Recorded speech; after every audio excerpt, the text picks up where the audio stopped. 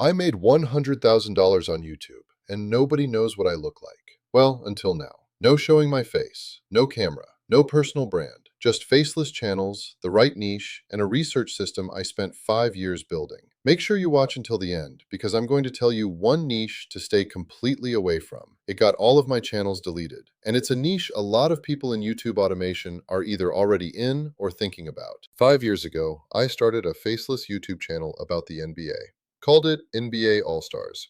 I never showed my face. Hired a whole team of video editors, scriptwriters, voiceover artists, and a thumbnail designer. And this was before AI, so videos cost me around $80 to $100. I made videos on a variety of topics in the NBA, the kind of content you could produce consistently without ever turning a camera on yourself. And it worked.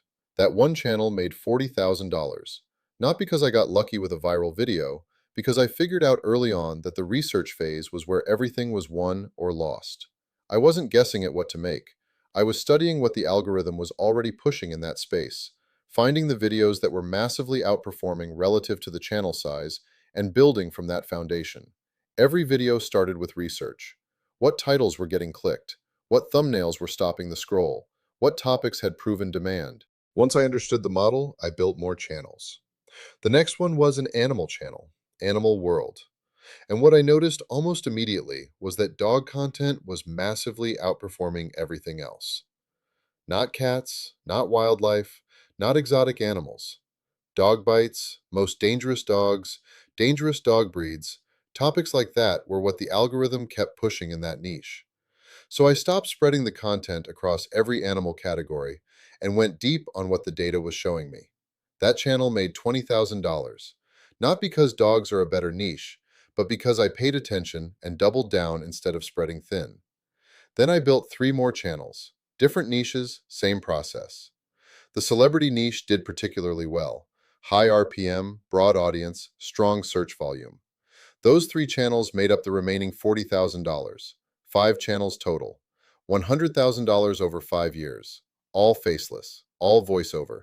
Never once on camera. And then I made the dumbest mistake I could have made. And I'm going to be completely honest about it, because I've never really talked about this publicly. On the celebrity channel, I started making content about politics. I knew YouTube doesn't like political content on channels that weren't built for it, but the views were there, and I chased them. YouTube flagged the channel. And because I'd made the decision to link every single one of my channels to the same AdSense account, all five went down together. One account, four channels, gone. The NBA one I still have only because I made this one years ago on a different email. Years of work, $100,000 built, and the asset base that made it, wiped. Because I got greedy with one channel, and because I was stupid enough to tie everything together under one account. Two mistakes at the same time, and they compounded into losing everything overnight. So here's what I learned. Every channel needs its own AdSense account under a different name. Every channel is its own separate business.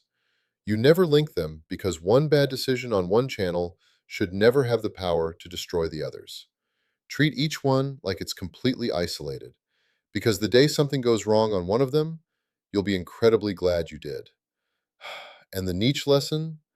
Political content is a no-no, especially as you're going to use an AI voiceover or not show your face. It's not worth it. Doesn't matter how many views it gets. YouTube will not protect that content, and it will not protect your channel when it decides to act. Stay completely away from it. I learned that the most expensive way possible. But here's what didn't go away when the channels did. The system. And it's worth understanding because it's what built $100,000, and it's what I'd use to rebuild from zero today. Before you make a single video, you find the outlier videos in your niche. Not the most popular channel, the most disproportionately performing video. A channel with 5,000 subscribers that got 600,000 views on one video. That's the algorithm raising its hand. That's your blueprint. You study the title. What psychological trigger is it using? You study the thumbnail. What is stopping the scroll and why? You understand why it worked before you try to model it. Then you script from that foundation.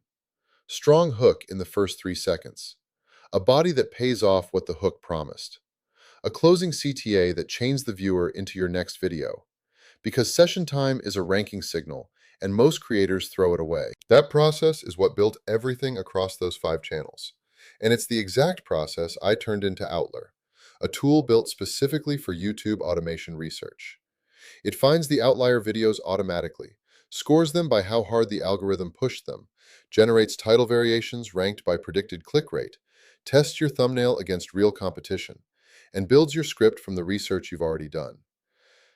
Everything I was doing manually for 5 years in one place. And since you watched this far, the single most important thing I'd tell someone starting a YouTube automation channel today is this.